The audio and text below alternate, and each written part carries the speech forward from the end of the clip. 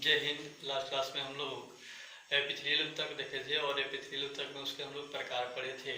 उसमें हम आपको बताए थे कि एपिथेलियल ऊतक जो होते हैं वो मेनली 4 प्रकार के होते हैं। सल्की एपिथेलियल ऊतक, घनाभाकार एपिथेलियल ऊतक, स्तंभाकार और पक्षमल एपिथेलियल ऊतक।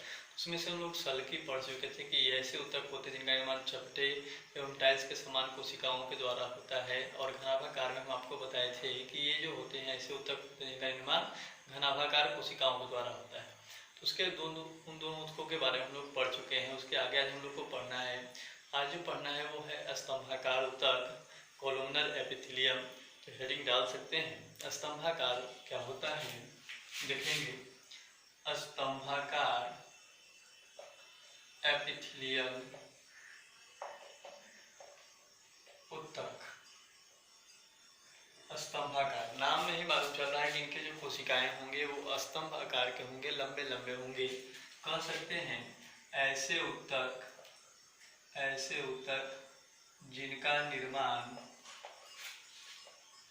स्तंभाकार कोशिकाओं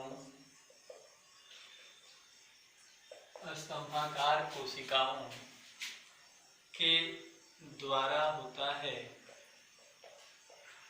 स्तंभाकार कोशिकाओं के द्वारा होता है, उसे स्तंभाकार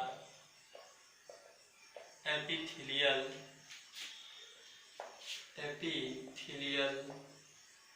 ऊतक कहते हैं। स्तंभाकार एपिथेलियल ऊतक कहते हैं। अगर हम लोग देखें तो ये कैसा दिखाई देता है, ये कुछ इस प्रकार से आपको दिखाई देगा। ये लंबे लंबे कोशिकाओं से मिलकर के बना हुआ ऊतक होता है।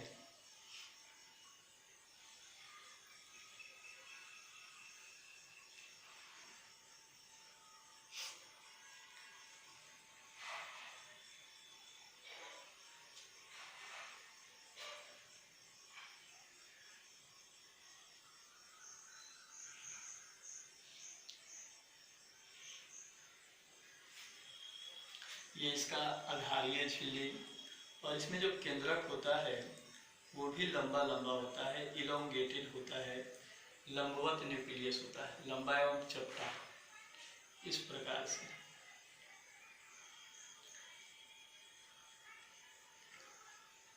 ये केंद्रक है।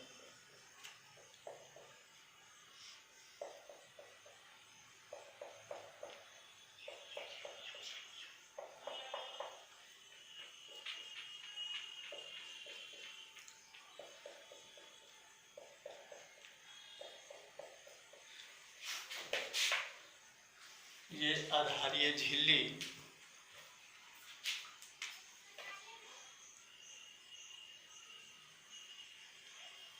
बताए थे कि एपिथेलियल ऊतक जो होता है वो किसी दूसरे आधारीय झिल्ली पर वृद्धि करता है, और स्तंभाकार ऊतक जो है ये एपिथेलियल ऊतक का ही टाइप होता है, इसलिए ये भी किसके ऊपर वृद्धि करेगा, आधारीय झिल्ली के ऊपर।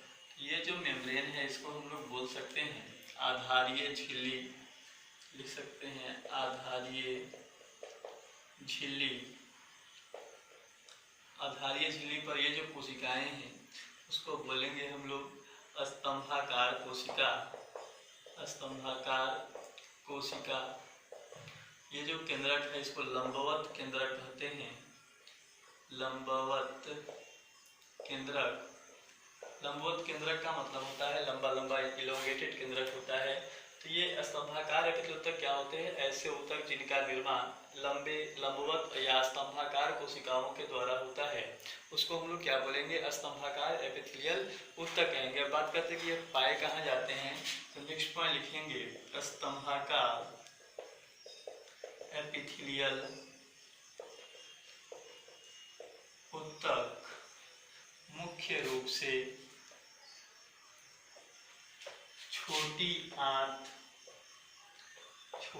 आंत के आंतरिक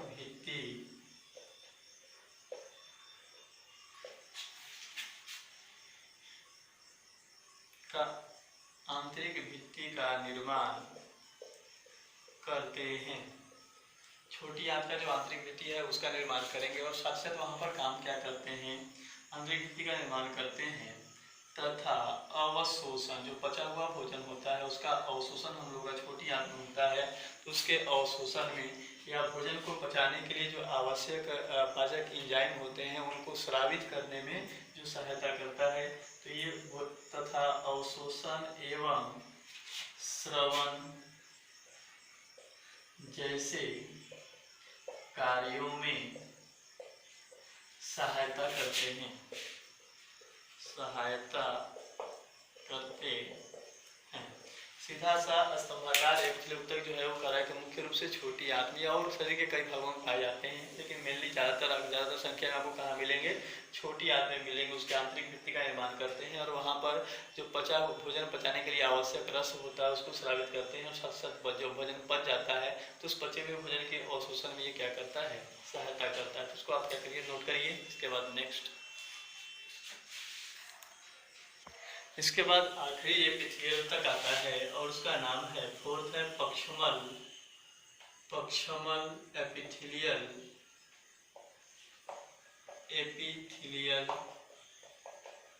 ऊतक। पक्षमल एपिथेलियल ऊतक क्या होता है, जैसे अभी हम लोग घनाभाकार ऊतक पढ़े थे, तो घनाभाकार ऊतक का जो निर्माण होता है वो इस प्रकार के घनाभाकार कोशिकाओं के द्वारा होता है, या स्तंभाकार हम लोग पढ़े इस प्रकार से। तो इनके ऊपर क्या होता है, इस प्रकार से छोटे छोटे जब सिलिया उग जाते हैं, सिलिया का निर्माण हो जाता है, चाहे इनके ऊपर हो इस प्रकार से।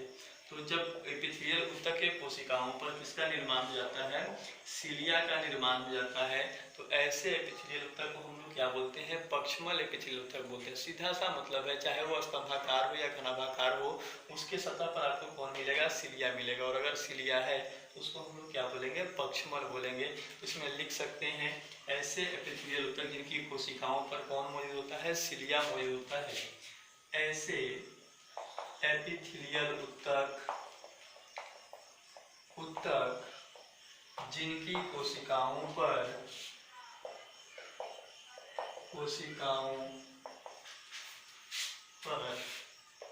सिलिया मौजूद होता है उसे पक्षमल एपिथेलियम ऊतक, पक्षमल एपिथेलियल ऊतक कहते हैं। अब बात आता है कि ये कहाँ कहाँ पर पाया जाता है, तो ये ट्रैकिया में। ट्रैकिया किसको बोलते हैं, श्वास नली को बोलते हैं। जिस नली के द्वारा हवा हमारे फेफड़ा में प्रवेश करता है उसको हम लोग क्या बोलते हैं, श्वास नली बोलते हैं। और हम लोग 8th क्लास में देखे थे वो अंडवाहिनी, जहाँ पर निषेचन क्रिया होता है वो, और जो गर्भाशय भित्ति होता है उसके अंदर आपको कौन सा ऊतक मिलेगा, पक्षमल मिलेगा। तो इसको लिख सकते हैं, यह मुख्य रूप से ट्रैकिया किसको बोल रहे हैं, श्वास नली को, श्वास नली कौमा अंडवाहिनी जो होता है वो फैलोपियन ट्यूब को बोलते हैं, फैलोपियन नलिका या फैलोपियन ट्यूब, एवं गर्भाशय यूटेरस में पाया जाता है। वहाँ पर इनका काम क्या है, तो ट्रैकिया में जो म्यूकस होता है, म्यूकस का मतलब होता है श्लेष्मा, गोंद जैसा चिपचिपा पदार्थ, ठीक है। तो उस म्यूकस के स्थानांतरण में, परिवहन में जो सहायता करेगा वो कौन करता है, यही सिलिया करते हैं। साथ ही साथ अंडवाहिनी में जो अंडाणु का निर्माण होता है, ओवम का निर्माण होता है, उसके अंडवाहिनी में जो ओवम होता है या गर्भाशय में ओवम के स्थानांतरण में ये क्या करते हैं, सहायता करते हैं। तो लिख सकते हैं पक्षमल एपिथेलियम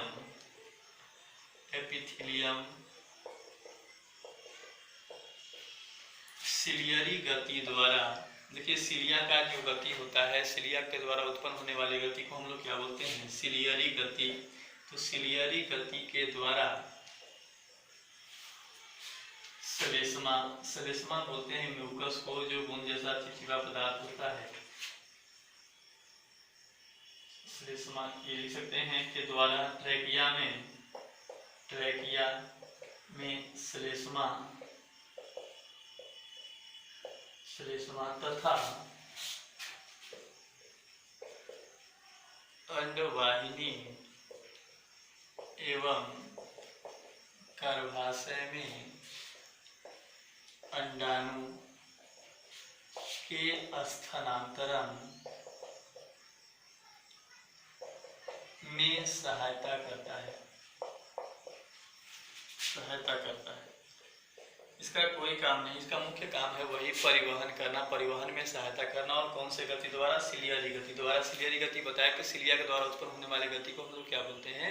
सिलियरी गति बोलते हैं। तो ये ट्रेकिया में जो बूंद जैसा पदार्थ, चिपचिपा पदार्थ का निर्माण होता है उसको ट्रेकिया में स्थानांतरित करता है। साथ ही साथ अंडाणु का जो परिवहन होता है गर्भाशय अंडाशय के अंदर, तो उनके परिवहन में या उनके स्थानांतरण में भी सहायता करेगा पक्षमल एपिथेलियल ऊतक। इसके बाद यहाँ पर आपका जो है वो एपिथेलियल ऊतक समाप्त होता है। उसके बाद हम लोग को संयोजी ऊतक पढ़ना, तो पहले इसको नोट करिए।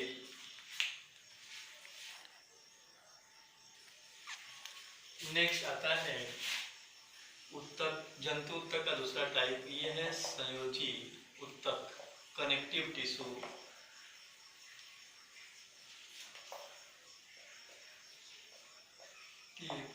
टिश्यू, सीधा सी बात है, हमारे शरीर के सभी अंग जो होते हैं वो अपने स्थान पर मौजूद होते हैं। आँख यहाँ पर है और बाकी हृदय यहाँ पर है, फेफड़ा यहाँ पर, किडनी यहाँ पर है।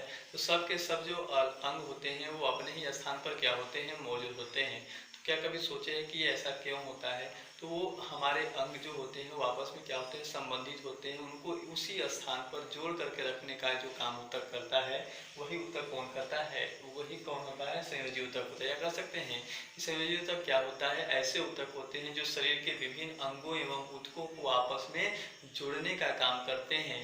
ऐसे ऊतक को हम लोग क्या बोलेंगे? संयोजी ऊतक बोलेंगे। जो शरीर का कवरिंग कर रहा था, जो शरीर को चारों ओर से घेर रहा था, सब बाहरी आवरण का निर्माण कर रहा था, उसको तो एपिथेलियल ऊतक बोले थे। और जो शरीर के विभिन्न अंगों के साथ संबंध स्थापित करेगा, उनको जोड़ करके रखने का काम करेगा, ऐसे ऊतक को हम लोग क्या बोलेंगे? संयोजी ऊतक बोलेंगे। और संयोजी ऊतक जो होते हैं इनके कोशिकाओं में, ऊतक तो है लेकिन इनमें कोशिकाओं की संख्या क्या होती है? कम होती है। तो इसमें लिख सकते हैं ऐसे ऊतक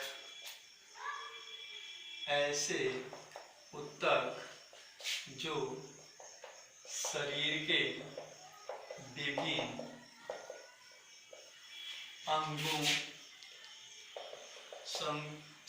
विभिन्न अंगों एवं ऊतकों को जोड़ने का कार्य करती है। शरीर के विभिन्न अंगों एवं ऊतकों को जोड़ने का कार्य करती है, उसे संयोजी ऊतक कहते हैं। संयोजी ऊतक का सीधा सा मतलब है हमारे शरीर के विभिन्न अंगों को ये क्या करेगा? आपस में जोड़ेगा, उनके बीच में संबंध स्थापित करेगा। नेक्स्ट पॉइंट अगर देखें तो इस ऊतक में कोशिकाओं की संख्या क्या होती है? काफी कम होती है। लिखिए नेक्स्ट पॉइंट, संयोजी ऊतक में कोशिकाओं की संख्या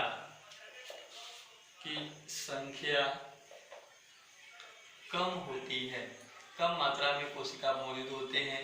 नेक्स्ट अगर हम लोग देखें तो इसका मैट्रिक्स जो होता है, मैट्रिक्स क्या होता है? कोशिकाओं के अंदर क्या चीज मौजूद है, कोशिका झिल्ली के अंदर की बात करें तो संयोजी ऊतक, इसके मैट्रिक्स में क्या लिख सकते हैं? संयोजी ऊतक के मैट्रिक्स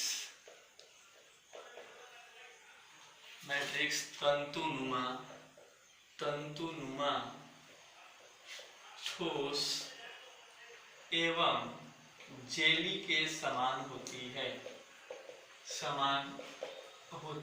अभी इसमें मैट्रिक्स की बात करें तो मान लीजिए संयोजी ऊतक है, तो संयोजी ऊतक की ये जो कोशिकाएं के बीच का ये जो स्थान है, इसको हम लोग क्या बोल सकते हैं? एक तरह से मैट्रिक्स कहते हैं। तो मैट्रिक्स के अंदर क्या होता है? इसके मैट्रिक्स में इस प्रकार से पतले पतले धागानुमा, तंतुनुमा क्या होते हैं? संरचना मौजूद होते हैं। और जब तंतुनुमा संरचना इस प्रकार से नेटवर्क बनाएगा तो कोशिका कैसा हो जाएगा? कठोर जैसा हो जाएगा, हल्का हल्का कठोर नुमा हो जाएगा।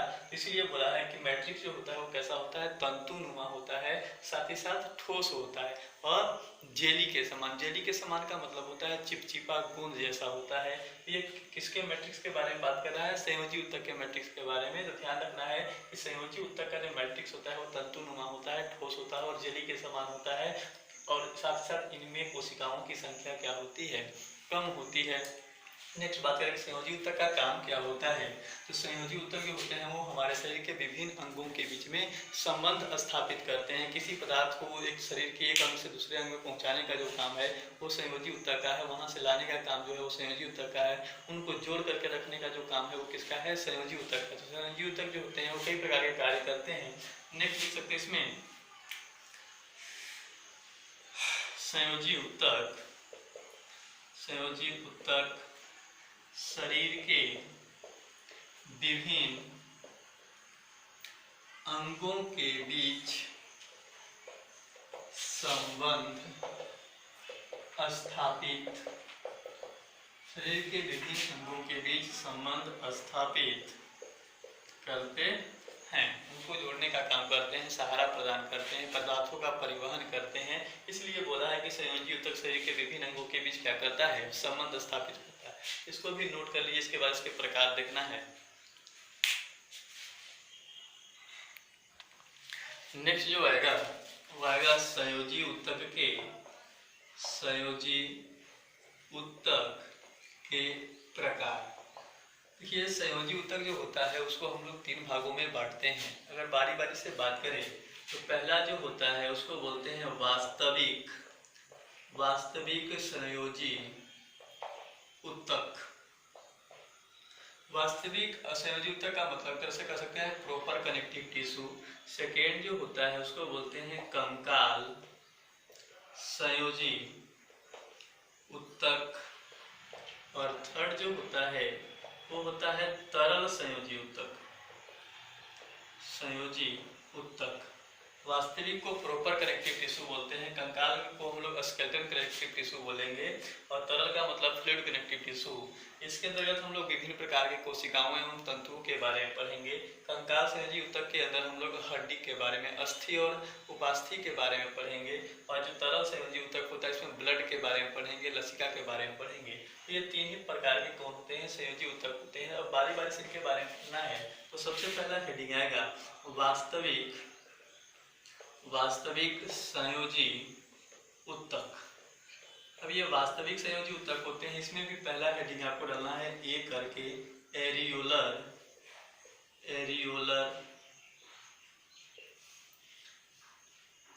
ऊतक या एरियोलर ऊतक लिख सकते हैं। एरियोलर क्या होता है, ये ऐसे वास्तविक संयोजी ऊतक होते हैं जिनका निर्माण विभिन्न प्रकार के कोशिकाओं, कई प्रकार के अलग अलग कोशिकाओं एवं तंतुओं के मिलने से होता है।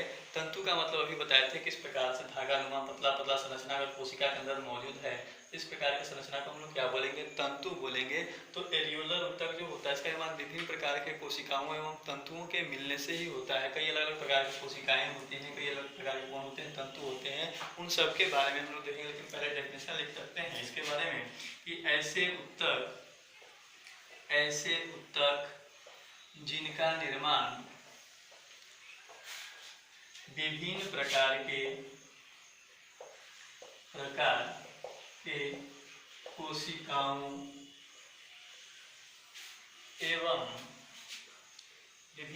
के कोशिकाओं एवं तंतुओं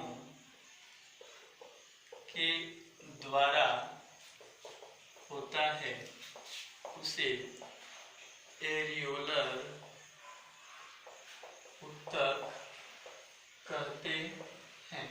और एरियोलर ऊतक जो होता है एक प्रकार का क्या होता है, वास्तविक संयोजी ऊतक होता है।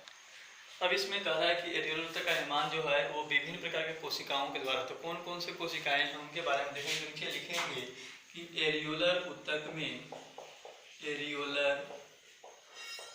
में निम्नलिखित कोशिकाएं मौजूद होती हैं। इसमें कई प्रकार के कोशिकाएं जो हैं, सेल जो हैं वो पाए जाते हैं। और कौन कौन से सेल हैं उसको हम लोग देखेंगे। तो पहले आप इसको क्या करिए, नोट कर लीजिए।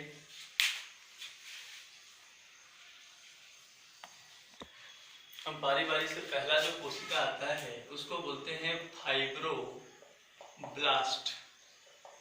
फाइब्रोब्लास्ट क्या होता है, ये चपटी एवं शाखित कोशिकाएं होती हैं और इनका मुख्य रूप से काम क्या है, ये अभी बताए थे कि एल्वियोलर ऊतक में कई प्रकार के तंतु होते हैं। तो उन तंतुओं का जो निर्माण करता है वो कौन करता है, फाइब्रोब्लास्ट करता है। डायग्राम बनाएंगे अभी यहाँ पर। फाइब्रोब्लास्ट क्या होते हैं, देख सकते हैं, ये चौपटी एवं शाखित कोशिकाएं होती हैं। शाखित कोशिकाएं होती हैं, ये चपटी एवं शाखित कोशिकाएं होती हैं जिनमें जो लिख सकते हैं होती हैं तथा ये तंतुओं के निर्माण में सहायता करती हैं। तंतुओं के निर्माण इस प्रकार से, इनकी अगर कोशिकाओं को देखा जाए तो ये कुछ इस प्रकार से क्या होते हैं, शाखित होते हैं, ठीक है। और इनमें इस प्रकार से क्या होता है, केंद्रक मौजूद होता है। इसको हम लोग लिख सकते हैं, ये फाइब्रोब्लास्ट है, फाइब्रोब्लास्ट कोशिका, और इसके अंदर ये जो है वो कैसा क्या है, केंद्रक है। और ये जो कोशिका होते हैं इनका काम क्या है, ये पतले पतले तंतुओं के निर्माण में क्या करते हैं, सहायता करते हैं। इसके बाद अगर हम लोग देखें नेक्स्ट, तो उसके बाद नेक्स्ट आता है हिस्टियोसाइट। दूसरा हिस्टियोसाइट। ये हिस्टियोसाइट क्या होता है, तो ये भी वैसा ही होता है। यह चपटी अनियमित आकार के केंद्रक युक्त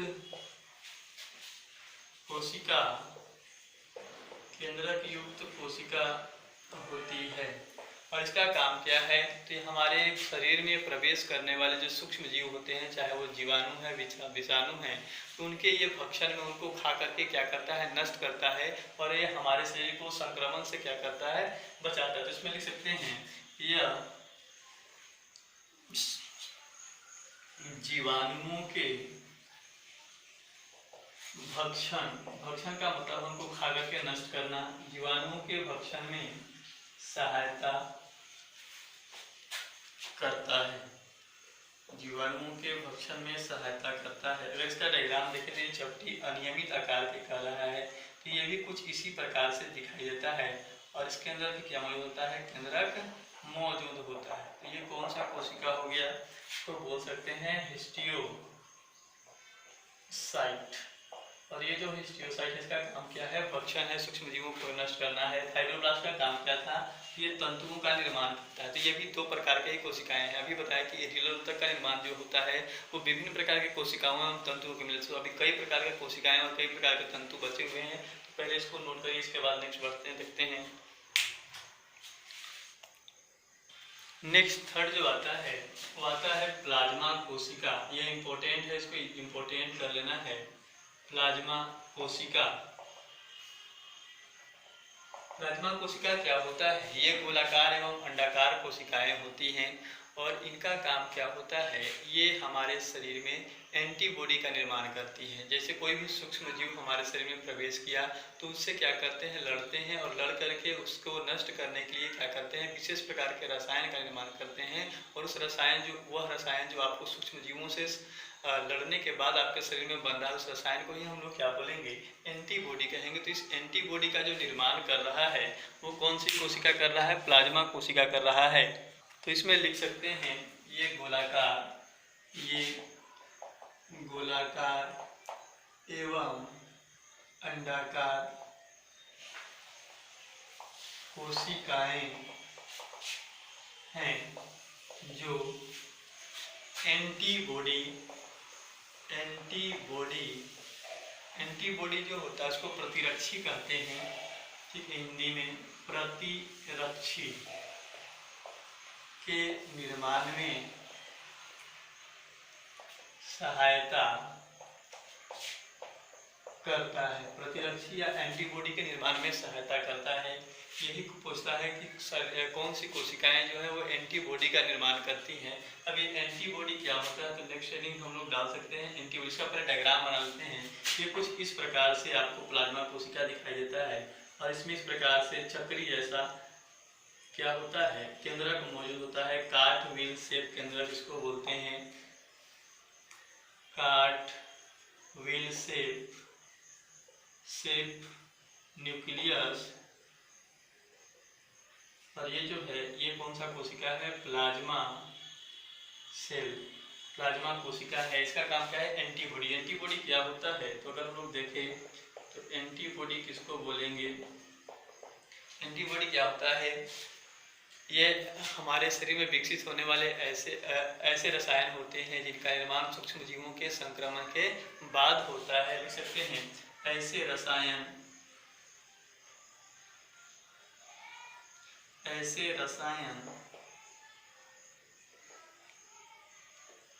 जिनका विकास हमारे शरीर में सूक्ष्म जीवों के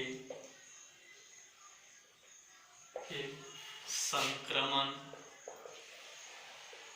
के बाद होता है, सूक्ष्म जीवों के संक्रमण के बाद होता है, उसे एंटीबॉडी कहते हैं, एंटीबॉडी कहते हैं। जैसे ही कोई भी बीमारी फैलाने वाला सूक्ष्म जीव आपके शरीर में जाता है तो प्लाज्मा कोशिका उसको पहचानती है और उसके विरुद्ध में क्या करता है, ऐसा रसायन तैयार करना शुरू कर देता है जो सूक्ष्म जीव को क्या करे, नष्ट करे। तो उस सूक्ष्म जीव के नष्ट होने के बाद वो रसायन जो है वो आपके शरीर में रह जाता है कि दोबारा सूक्ष्म जीव से आपका संक्रमण न हो और उससे वो आसानी से आपको क्या कर सके, बचा सके। उस रसायन को ही हम लोग क्या बोलते हैं, एंटीबॉडी कहते हैं। अगर एग्जाम्पल देखना है तो ये कई टाइप के होते हैं। इसका नाम है IgA, इम्यूनोग्लोबिन A, IgD होता है, IgM होता है, IgE होता है, IgM होता है, ये कई प्रकार के होते हैं। ये सब के सब एंटीबॉडी होते हैं जो कई प्रकार के सूक्ष्म जीवों के संक्रमण के बाद हमारे शरीर में विकसित होते हैं। तो इसको नोट करिए प्लाज्मा कोशिका के। इसके बाद नेक्स्ट कोशिका और देखते हैं। नेक्स्ट जो आता है वो आपका आता है फोर्थ, और फोर्थ जो है वो है मास्ट कोशिका। ये भी इम्पोर्टेंट है, मास्ट कोशिका। मास्ट कोशिका क्या होता है, ये भी गोलाकार एवं अंडाकार केंद्रक युक्त, ये लिख सकते हैं गोलाकार, अंडाकार एवं केंद्रक युक्त कोशिकाएं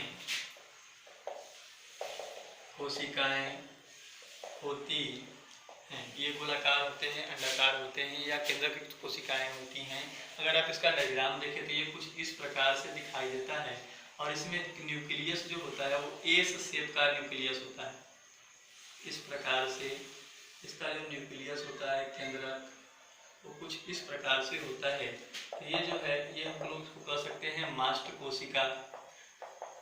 और मास्ट कोशिका में ये एस शेप, एस आकार के केंद्रक, इसमें जो केंद्रक होता है वो एस आकार की होता है। इसका काम क्या है, तो मास्ट कोशिका हमारे शरीर में विशेष प्रकार के रसायन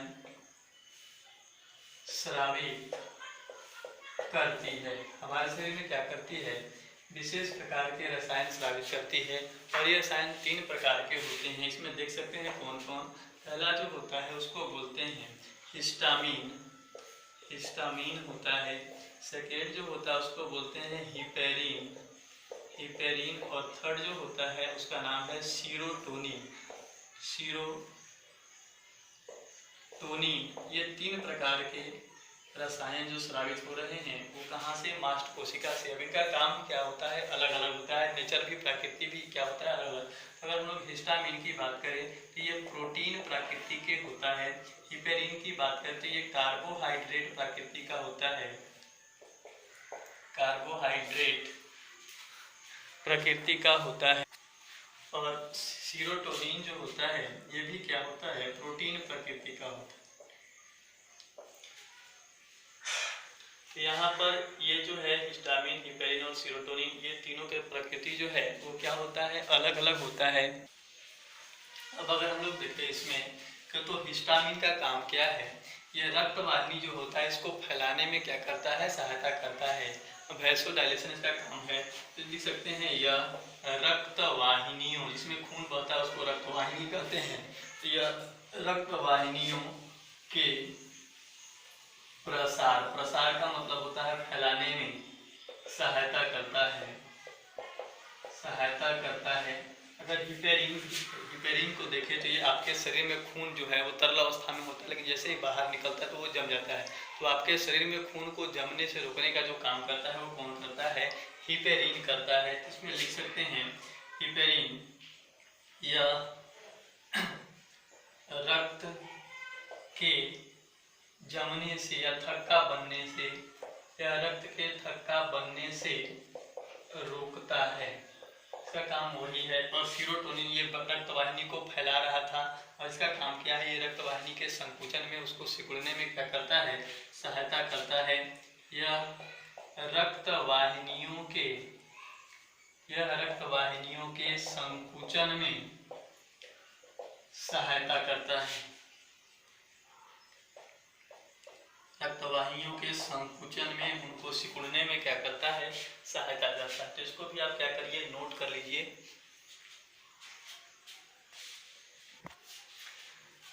तो यहाँ पर क्या होता है? रेगुलर ऊतक में पाए जाने वाले कोशिकाएं समाप्त होते हैं, उसके बाद तंतु बचा है। अभी तक जो भी हम लोग पढ़ रहे हैं वास्तविक संयोजी ऊतक में रेगुलर ऊतक ही पढ़ रहे हैं, और इसके कोशिका वाला भाग जो है वो अभी बताया था कि रेगुलर ऊतक का निर्माण कोशिकाओं एवं तंतुओं के द्वारा होता है। तो कोशिका वाला भाग जो है वो यहाँ पर संपन्न होता है, ठीक है। और तंतु वाला पार्ट अभी क्या है? बचा हुआ है। तो उसको हम लोग अगले क्लास में पढ़ेंगे। तब तक के लिए धन्यवाद।